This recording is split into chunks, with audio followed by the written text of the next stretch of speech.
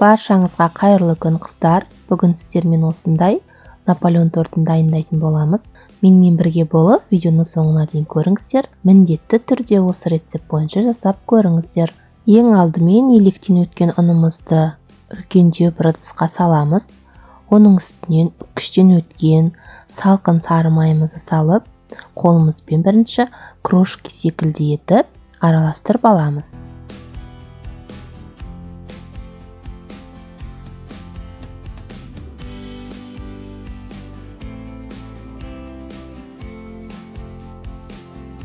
Бөлек ыдысымызға салқын суымызды, жұмыртқаны, тұзды және сірке суын құйып, жақсылап араластырамыз.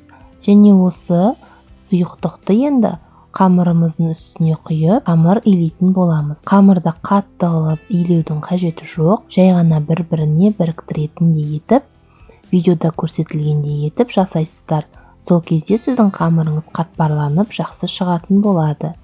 Егер қамырды қатты қылып илейтін болсаңыздар, қатпарлары жойылып, біздің Наполеон тортымыздың қамыры дұрыс шықпай қалуы мүмкін. Сондықтан барлығын дәл видеода көрсетілгендей етіп жасасаңыз, сізде бір жасағаннан ақ шығатын болады.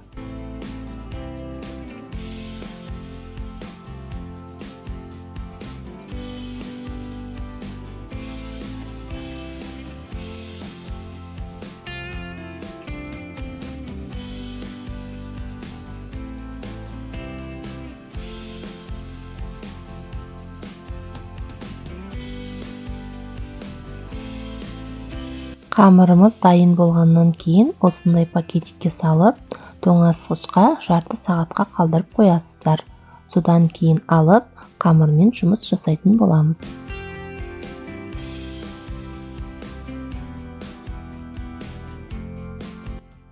Қамырымызды теңдей 5 бөлікке бөлеміз.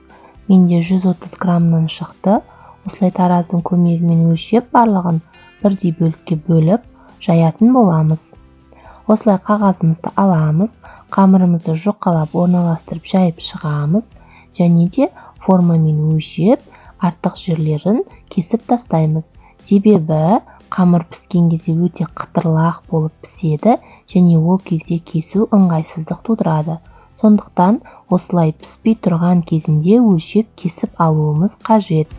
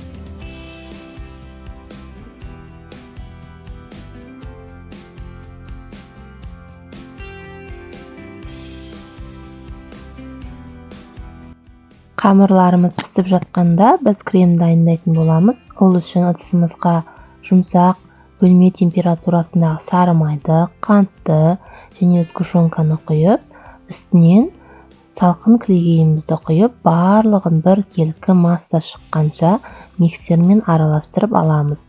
Крем өте оңай, бірақ өте дәмді болып шығады. Сіздер де осы креммен жасап көріңіздер. Міндетті түрде торттарыңыз өте дәмді болып шығады.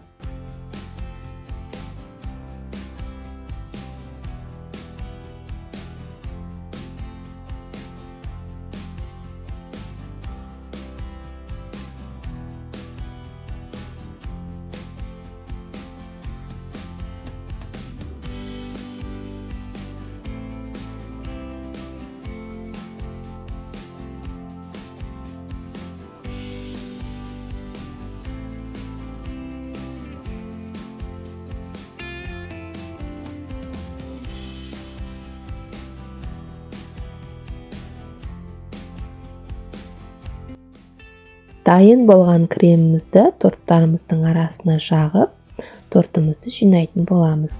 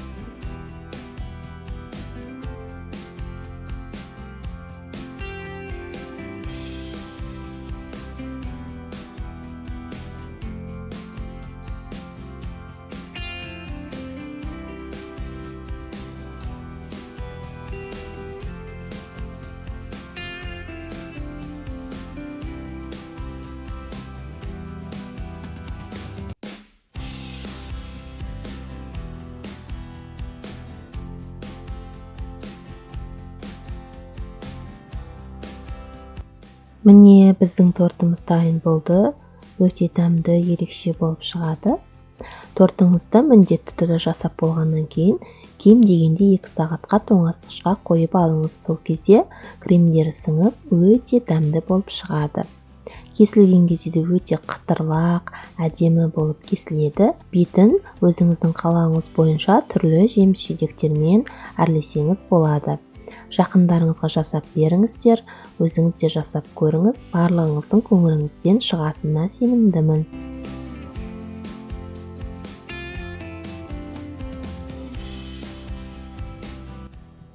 Менің арнама тіркелмеген болсаңыз, менің арнама тіркеліп, қолдау білдіріп отырыңыз. Ол үшін қоңырауша белгісін басып қойыңыз. Сонда менің келесі жаңа видеоларым сізге келіп тұратын болады. Соларды көре аласыздар. Менімен бірге болып, әрдайым мені қолдап жүргендеріңізге рахмет. Видеоны соңына дейін көргендеріңізге рахмет. Әрдайым дендеріңіз сау, жақсы көңіл күйде, өмірлеріңіз осы торттай тәтті болсын. Сіздермен бірге болған әдемі, менің жаңа видео рецепттерінде кездескенше аман, сау болыңыздар.